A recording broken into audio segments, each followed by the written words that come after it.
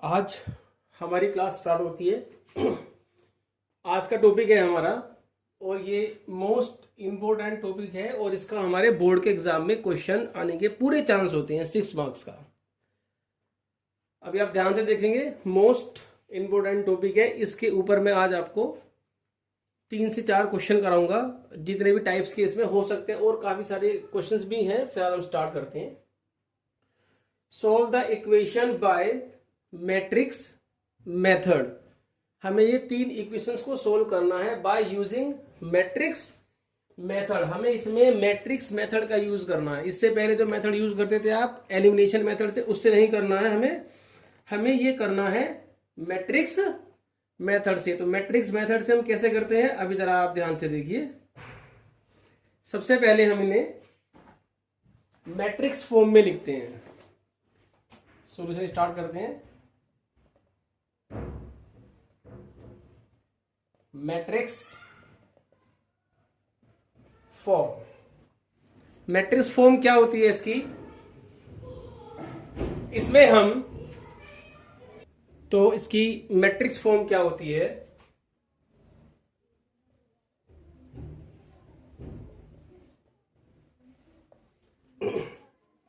इसमें सभी कोफिशिएंट्स आएंगे एक्स वाई जेड की। यहां पर एक्स कोफिशिएंट है 3, -2, 3, 2, 1, -1, 4, -3, 2। और इस मैट्रिक्स में आएगा एक्स वाई जेड और यहां पर आएंगे हमारे 8, 1 और 4। अब हम ये हमारे पास 3 मैट्रिक्स है और ये इसी तरीके से लिखी जाएगी, क्योंकि मैट्रिक्स मल्टीप्लीकेशन जो होती है इसमें 3/3 ऑर्डर है, 3/1 और ये है हमारा 3/1। तो ये ध्यान रखना है कि ये मैट्रिक्स मैंने जिस सीक्वेंस में लिखी है उसी सीक्वेंस में आपको लिखनी है, क्योंकि इस मैट्रिक्स की मल्टीप्लाई इसमें तभी होगी जब इसके नंबर ऑफ कॉलम और इसके नंबर ऑफ रोज इक्वल होंगी। 3, 3 और मल्टीप्लाई करने का ऑर्डर क्या आएगा हमारा 3/1, तो 3/1। अगर हम इसको इधर लिख लेते हैं और इसको इधर लिख लेते हैं तो ये हमारा क्वेश्चन सेटिस्फाई नहीं होगा मल्टीप्लीकेशन इसकी। तो फिलहाल अब हम क्या करेंगे, हमारे पास ये 3 मैट्रिक्स हैं, इनमें से एक मैट्रिक्स को हम नाम देंगे ए। कुछ भी नाम आप दे सकते हो, ABCD। इसे हमने मान लिया x और इस मैट्रिक्स को हमने मान लिया B। हमने इसे B नाम दे दिया। तो हमारे पास इक्वेशन बनी AX = B। तो अब जो हमारे पास इक्वेशन बनी है AX = B, इसमें हम दोनों साइड अगर हम A इनवर्स से मल्टीप्लाई कर देंगे तो X = B A inverse B। ये ध्यान रखना कि A इधर से हटा है तो इधर ही आएगा। अगर हमने A इनवर्स से यहां मल्टीप्लाई किया तो A इनवर्स की भी हम इसके इधर ही साइड करेंगे, हम सेकंड साइड में नहीं कर सकते। तो अभी हमारे पास इक्वेशन नंबर 1 आ गई है, तो अब हमें A इनवर्स निकालना पड़ेगा और B हमारे पास ऑलरेडी पहले से है। तो A इनवर्स मैंने आपको इससे जो पहले वाली क्लास थी उसमें मैंने आपको A इनवर्स निकालना सिखाया था, उसी मेथड से हम यहां पर भी A इनवर्स निकालेंगे। अभी मैं आपको साइड में A इनवर्स निकाल के दिखाता हूं। तो सबसे पहले तो हमें डिटर्मिनेंट निकालना पड़ेगा।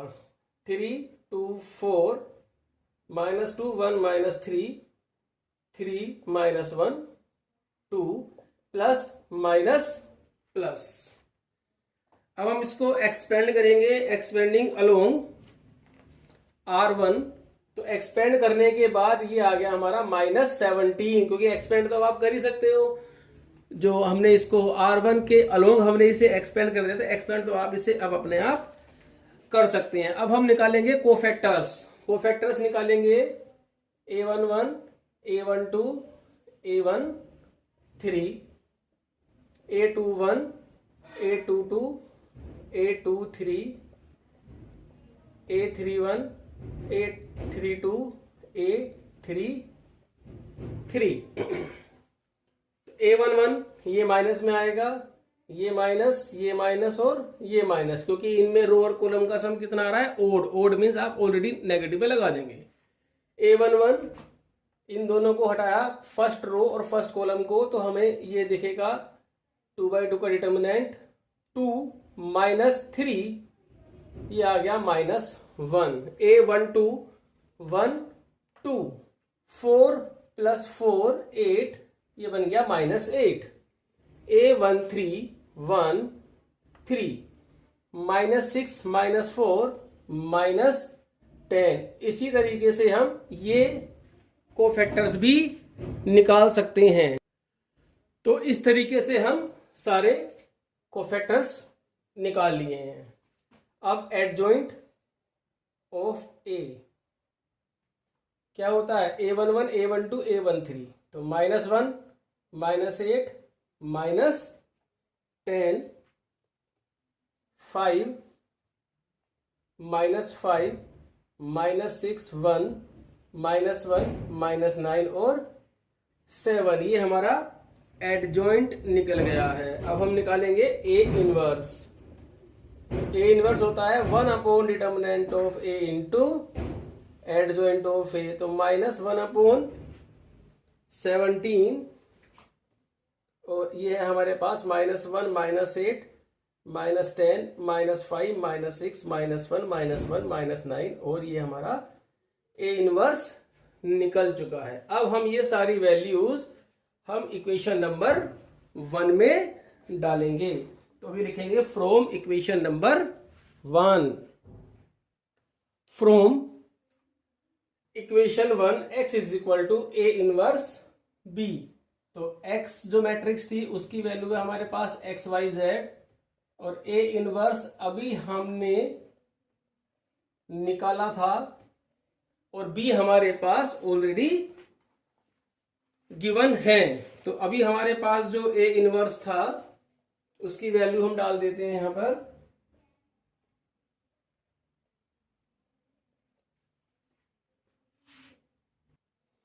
तो अभी हमने इसमें सभी वैल्यूज डाल दी है।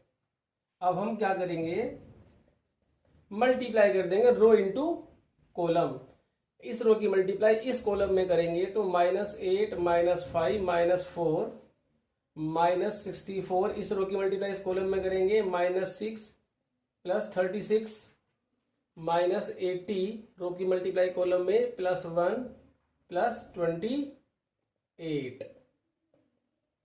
तो ये जो हमारी मैट्रिक्स जो बन के आएगी, ये हमारे पास जो बनी -17 -34 -51। अभी हम -1/17 को अंदर लेके जाएंगे मैट्रिक्स में, तो हर एलिमेंट में मल्टीप्लाई होगी। तो ये तुम्हारा आएगा 1, ये 2 और ये 3। अब ये एक मैट्रिक्स है 3/1 ऑर्डर की, ये एक मैट्रिक्स है 3/1 ऑर्डर की, और दोनों ही मैट्रिक्स हमारी आपस में इक्वल है। और मैट्रिक्स हमारी इक्वल कब होती है, जब कोरस्पॉन्डिंग एलिमेंट्स इक्वल होते हैं। Hence x = 1, y = 2, z = 3। तो ये हमारी x y z की वैल्यू आ गई है। हम चाहे तो इसको चेक भी कर सकते हैं कि हमारा आंसर ठीक है या गलत है। अभी जो हमें इक्वेशन स्टार्टिंग में दी हुई थी उसमें ये x y z की वैल्यूज डाल के देख लीजिए, अगर सेटिस्फाई हो जाती है इट मीन्स आपका आंसर बिल्कुल करेक्ट है, और कहीं गलती है तो वो सेटिस्फाई नहीं होगी। अब हम इसी टाइप में हम नेक्स्ट क्वेश्चन लेके चलते हैं। अब नेक्स्ट क्वेश्चन देखिए, नेक्स्ट क्वेश्चन है हमारे पास,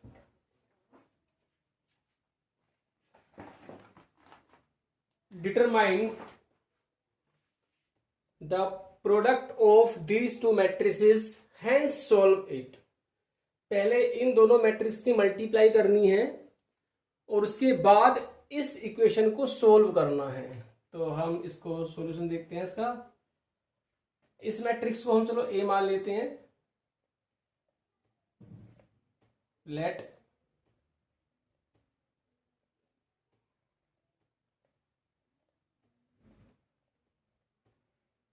और इस मैट्रिक्स को हम मान लेते हैं दूसरी वाली को B।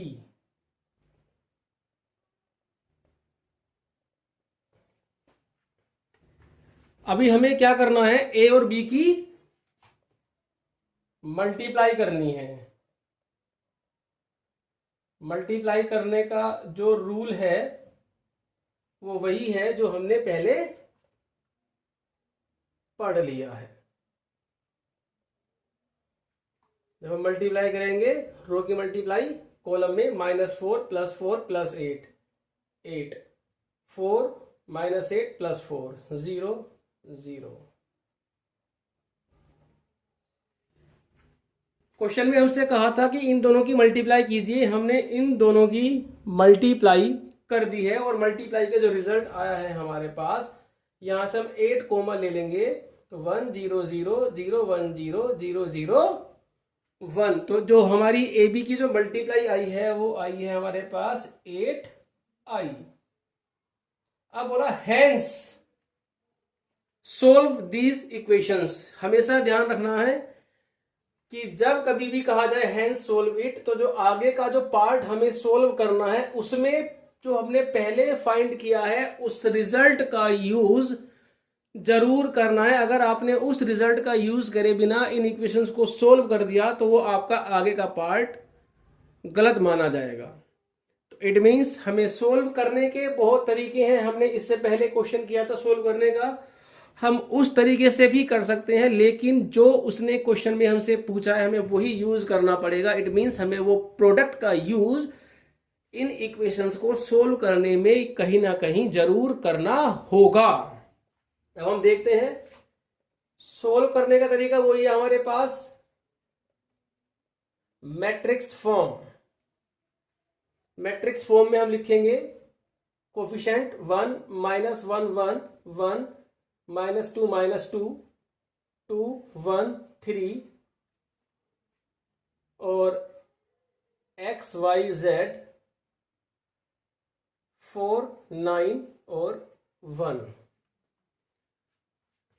100% ये जो हमारी मैट्रिक्स बनेगी ये इन दोनों में से ही कोई सी एक मैट्रिक्स बनेगी।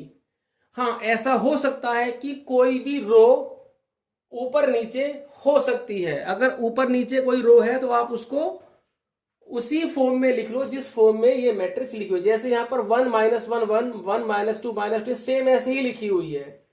अगर मान लीजिए ये ऊपर लिखी होती और ये वाली इक्वेशन नीचे लिखी होती तो उन इक्वेशन को आगे पीछे करके हम उसी फॉर्म में अरेंज करते जिस फॉर्म में हमें ये मैट्रिक्स दी हुई है। अब ये मैट्रिक्स इन दोनों में से कौन सी बनी है, बी। तो ये बी हो गया, इसको हम एक्स मान लेते हैं और इसको हमने मान लिया सी। तो x = B इनवर्स C। अब यहां पर देखने वाली बात है, अब हमें क्या निकालना पड़ेगा, B इनवर्स। और B इनवर्स निकालने का तरीका वही था जो एडजॉइंट है और 1/a डिटर्मिनेंट 1/डिटर्मिनेंट of a into adjoint of a। नहीं, अभी हमें जो रिजल्ट दिया है हमें इसका यूज करना पड़ेगा। और मैंने इसके पहले वाली वीडियो में आपको बताया था कि प्रोडक्ट से इनवर्स कैसे निकालते हैं। अगर आपने वो वाली वीडियो देखी होगी तो ये आपको आराम से समझ में आ जाएगा। अब आप देखिए, सिंस AB = 8i, हमें किसका इनवर्स निकालना है, B का। तो इस 8 को हम A के नीचे लेके आएंगे ऐसे। और जब दो मैट्रिक्स की मल्टीप्लाई आई होती है तो वो दोनों एक दूसरे की क्या होती है, इनवर्स। तो जो B इनवर्स है वो हमारा आया 1/8 इंटू A।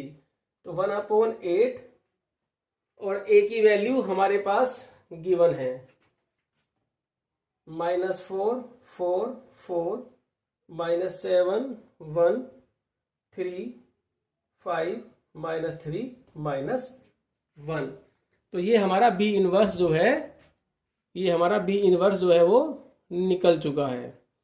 मोस्टली इस तरह के क्वेश्चंस जो होते हैं ना हमारे, इसमें A और B मैट्रिक्सेस होती हैं हमारी, इसमें से एक मैट्रिक्स दूसरी की एडजॉइंट होती है। अगर मैं एडजॉइंट निकालूंगा इस मैट्रिक्स का तो वो यही निकल के आएगा। आप इस मैट्रिक्स का एडजॉइंट निकाल के देखिए, वो यही आएगा। तो ऐसे क्वेश्चनों में जो मैट्रिक्स होती है ना, एक मैट्रिक्स दूसरे की एडजॉइंट होती है। फिलहाल तो हमें एडजॉइंट में नहीं जाना है, हमारे पास तो इनवर्स निकल गया है बी। अब हम इक्वेशन नंबर 1 में डाल करके सी से मल्टीप्लाई करके एक्स वाई जेड की जो वैल्यू है वो हम निकालेंगे। तो अभी हम डालते हैं वैल्यू उसके अंदर। फ्रॉम इक्वेशन 1 क्या है, 1 हमारे पास x equal to b inverse c, x की value x y z, b inverse 1/8 -4 4 4 -7 1 3 5 -3 -1 into सी हमारे पास है 491 491। अब हम सिंपल मल्टीप्लाई कर देंगे तो -16 प्लस 36 प्लस 4 -28 प्लस 9 प्लस 3 20 -27 -1 और ये हमारा बना 24 और ये हमारा बना -16 और ये हमारा बना -8। अब हम 8 को अंदर लेके जाएंगे, 3 -2 -1 तो x की वैल्यू 3, y आ गया -2 और z आ गया हमारे पास -1। अभी हम देखते हैं हमारा आंसर ठीक है या गलत है। अब इस वैल्यू को अगर मैं यहाँ डालता हूं तो 3 -2 डालेंगे तो +5 हो गया और -1 4, तो 4 ही है। तो इसका मतलब है हमारा आंसर यहाँ पर करेक्ट है। अब हम आगे चलते हैं, नेक्स्ट क्वेश्चन हम लेके चलते हैं। If a is equal to this find a inverse, hence मतलब इन इक्वेशंस को सोल्व करने के लिए ये इनवर्स हमें यूज करना पड़ेगा। तो सबसे पहले हम क्या निकालेंगे, a इनवर्स, और a इनवर्स निकालने का फॉर्मूला हमको पता ही है। सबसे पहले हम डिटर्मिनेंट निकालेंगे, 1 -1 1 2 1 -3 1 1 1। इसको एक्सपेंड करेंगे हम, कितना आएगा हमारा 1 + 3 -2 -1 -1 +1 3 -1, यह है हमारा 4 + 4 + 2, ये हमारे पास क्या आ गया 10, नॉट इक्वल टू 0 है। इट मीन्स हम ए इनवर्स यहाँ पर हम निकाल सकते हैं। अब हम कोफैक्टर निकालेंगे, a11 a12 a13 a21 a22 a23 a31 32 33, ये माइनस में आएगा, ये माइनस और ये माइनस। अब फटाफट निकालते हैं, मैं सीधा निकाल देता हूं। अब आपको आ रही है एडजॉइंट आप वीडियो को पॉज करके निकाल करके और आंसर को यहां पर आप मैच करा सकते हैं। अभी अपना एडजॉइंट जो आपने निकाला है वो मैच करा लीजिए। ये हमारा एडजॉइंट निकल चुका है। अभी हमें क्या निकालना है, A inverse 1 determinant of A into adjoint of A. Determinant A हमारा आया था 10 और एडजॉइंट हमारा आया है 4 2 2 -5 0 5 1 -2 3। अब इनवर्स तो हमारा फाइंड हो चुका है। अब हम इन इक्वेशंस को आपस में सोल्व करेंगे। तो हम सबसे पहले क्या लिखेंगे, मैट्रिक्स फॉर्म। मैट्रिक्स फॉर्म में क्या होता है, इनके कोफिशिएंट्स आएंगे। जैसे इसका कोफिशिएंट क्या है हमारे पास, 1 2 1 1 2 1 -1 1 1 1 -3 1 x y z, और यहां पर हमारा आएगा 4 0 4 4 0 4। अभी हमें ये देखना है कि ये जो मैट्रिक्स है हमारी वो सेम यही बन गई है। तो इट मीन्स ए एक्स और बी, अगर ये नहीं बनती तो इसे बी नाम दे देते। तो x is equal to a inverse b, और ए इनवर्स हम निकाल चुके हैं 1/10 422 -505 1 -2 3, और जो b है हमारे पास वो है हमारे पास 404।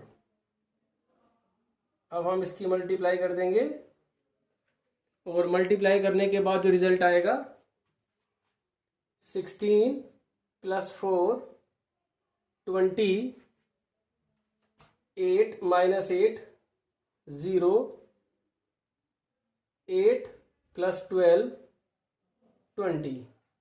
तो अंदर मल्टीप्लाई करेंगे इसकी, तो x की वैल्यू 2, y 0 और z हमारे पास कितना आ गया 2। ये हमारा आंसर आ गया। इसी क्वेश्चन में मैं आपको एक बात और बताना चाहता हूं।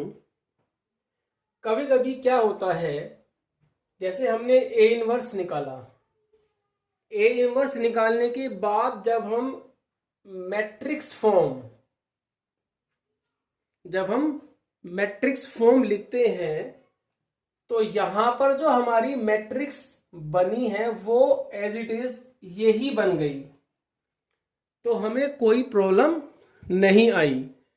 लेकिन कभी कभी क्या होता है, ये जो मैट्रिक्स है हमारी, वो ये मैट्रिक्स ना बनकर इसकी ट्रांसपोज बन जाती है।